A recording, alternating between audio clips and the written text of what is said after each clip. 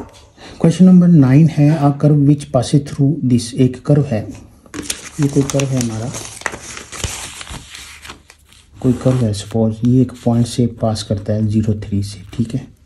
और इस कर्व की वैल्यू हमने फाइंड आउट करनी है, इसकी इक्वेशन फाइंड आउट करनी है, इस कर्व की हमने इक्वेशन फाइंड आउट करनी है। इस कर्व का डिफरेंशियल हमें गिवन है, ये डिफरेंशियल हमें गिवन है और कर्व हमने फाइंड आउट करना है।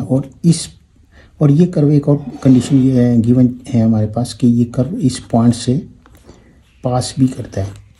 देखें ये एक हिंट दे रहा है हमें, ये हिंट जब इस तरह का देता है तो जब ये सी की वैल्यू फाइंड आउट करने के लिए काम आता है हमारे।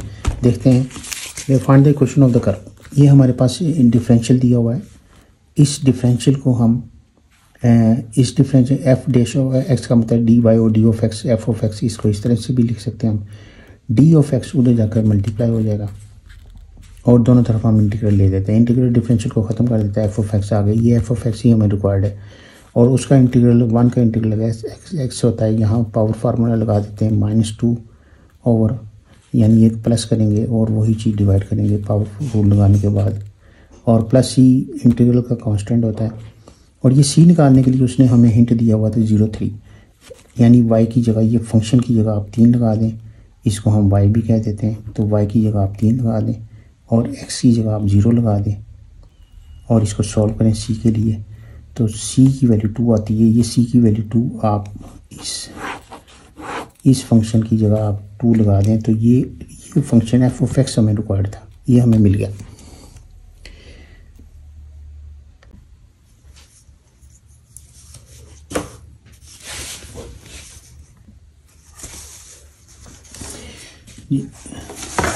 क्वेश्चन 9 का ये बी पार्ट है। The tangent to the curve 0,3 intersect the curve again at one other point P. एक टेंजेंट है कर्व के ऊपर, इस पॉइंट पर वो टेंजेंट है, वो इंटरसेक्ट करता है आगे जाकर कर्व को अगेन। हमने शो करना है, show that the x coordinate of P satisfy the equation, तो उसका एक्स कोऑर्डिनेट इस इक्वेशन को सेटिस्फाई करता है। इसका मतलब क्या है? मतलब ये है कि इसका ए पार्ट जो था उसमें हमें एक डिफरेंशियल दिया हुआ था कर्व का, उसने ये कहा था कि ये किस कर्व का डिफरेंशियल है उसकी इक्वेशन निकालें, तो हमने इसे इंटीग्रेट करके इसकी एक इक्वेशन बनाई थी ये पार्ट ए में। अब वो ये कहता है कि ये जो कर्व है, सपोज इस तरह से कोई कर्व बनता है, उसके यहाँ पी पॉइंट पर 0,3 एक पॉइंट है, इस पर जो टेंजेंट है ये आगे जाकर इस कर्व को अगेन इंटरसेक्ट करता है और इसके साथ मिलता है। तो अगर ये इस पर टेंजेंट है तो इसकी इक्वेशन क्या होगी? इसकी equation y - y1 = mx - x1 होगी। 0,3 हम इसमें पॉइंट पुट कर देंगे, y3 है और x - 0 है, और m क्या पुट करेंगे इसके अंदर, हम m हमारे पास ये टेंजेंट है तो ये इसकी स्लोप होती है। ये 0,3 जब हम इसमें पुट कर देंगे तो हमारे पास स्लोप क्या आएगी? 1 - 2 ओवर x, हमारे पास 0 है, 0 - 1 क्यूब, 1 - 2 ओवर -1 और 1 + 2, ये बन जाता है हमारे पास 3 इसकी स्लोप होगी। तो इसकी इक्वेशन बन जाएगी ये। इसको अगर हम सॉल्व करें तो y = 3x + 3, ये इक्वेशन बनती। ये इक्वेशन है इसकी, ये टेंजेंट की, और इसकी इक्वेशन ये है इस कर्व की। इन दोनों को अगर हम ये यहाँ जाकर मीट कर रहे हैं तो इन दोनों को हम इक्वल कर देते हैं।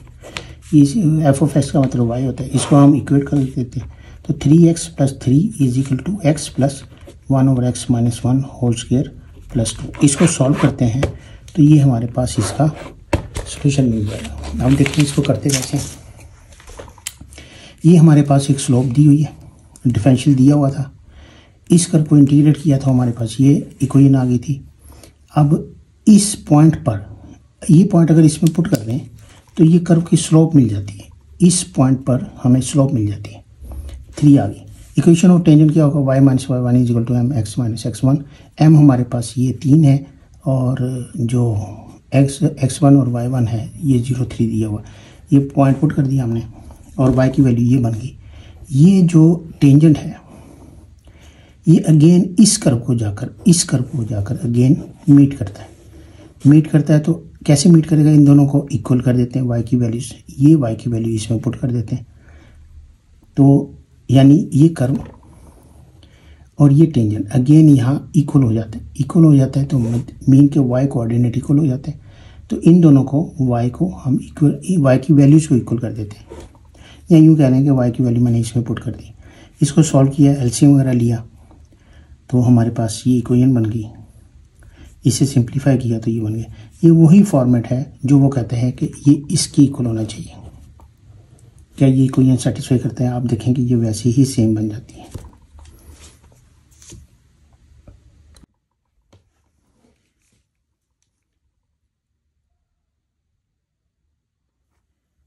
ये इसका सी पार्ट है। वो कहते हैं एक्स के कोऑर्डिनेट दिया हुआ है, verify that X is equal to 3/2, satisfy this equation. ये इस इक्वेशन को सेटिस्फाई करता है, जो इस इक्वेशन को सेटिस्फाई करता है। ये 3/2 हमने यहाँ जहाँ एक्स से 3/2 पुट कर दिया और इसको सॉल्व किया तो हमारे पास 0 आ गया। मीन के ये इक्वेशन को सेटिस्फाई करता है ये पॉइंट। आगे वो कहता है and hence find the Y coordinate. Y coordinate कहाँ से निकालेंगे?